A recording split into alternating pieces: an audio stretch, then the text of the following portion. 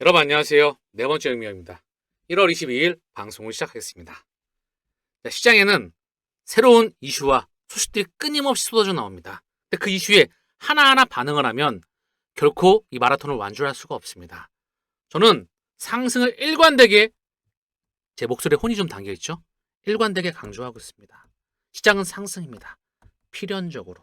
근데 상승을 확신하지 못하는 사람들은 다 떠났어. 있는 사람조차 또 떠나게 될 겁니다. 많은 사람들이 다 떠났습니다. 거의 없어요. 여러분들은 과연 이 마라톤을 완주할 수 있으시겠습니까? 자, 그러기 위해서는 맥을 짚어야 됩니다. 자, 보면 그린란드 이슈. 요거 지금까지도 상당히 많이 이슈가 확정되고 있죠? 관세를 부과한다고 했다가 유럽에다가 아니야.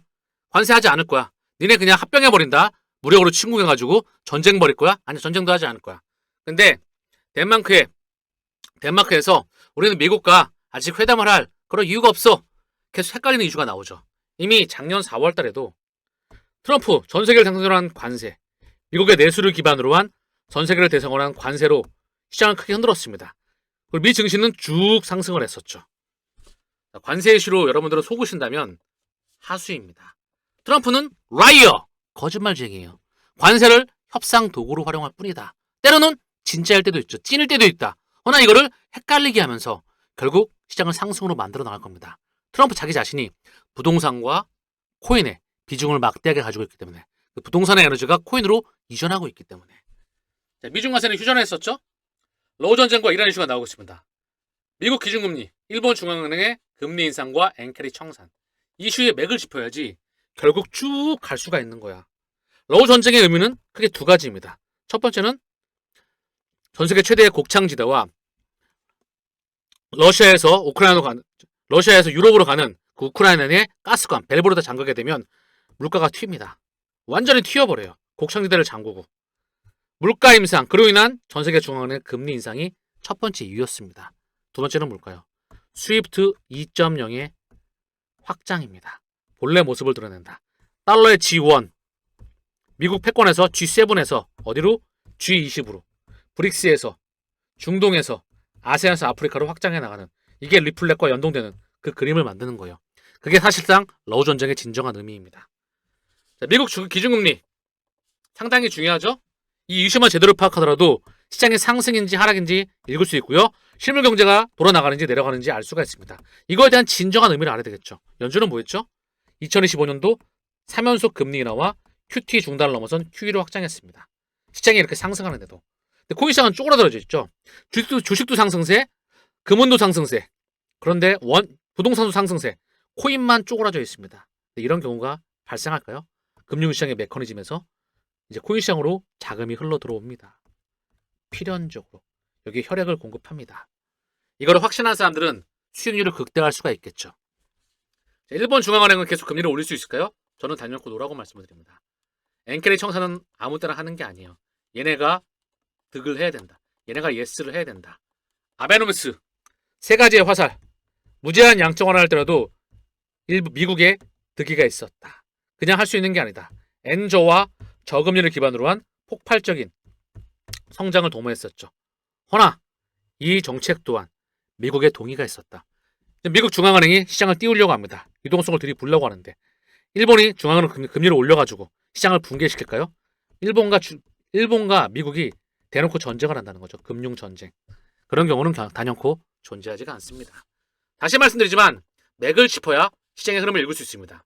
가장 이 냄새, 돈 냄새를 누가 잘 맞을까요? 기관들이 돈 냄새를 가장 잘 맡습니다. 가장. 암호화폐 비축 기업들. 이달 비트코인 매집을 지속해 나가고 있다. 약 191.4만 개를 보유하고 있다. 여기에 약 260만 이더리움 스테이킹이 대기 중이다. 자, 그러면 약 2년 6개월 만에 최대 규모이며 45일 이 시간을 대기해야 됩니다. 이게 넘었어요, 지금 기록이. 언스테이킹은 제로. 왜 이더리움을 스테이킹 할까요? 팔 의도가 없어요. 기업들이 자꾸 이더리움을 왜 모을까요? 상승할 거니까. 이더리움이 상승하면 어떻게 될까요? 그림이. 이더리움이 상승을 하면 전체 알트코인이 상승을 합니다. 전체 코인 시장이 상승을 합니다.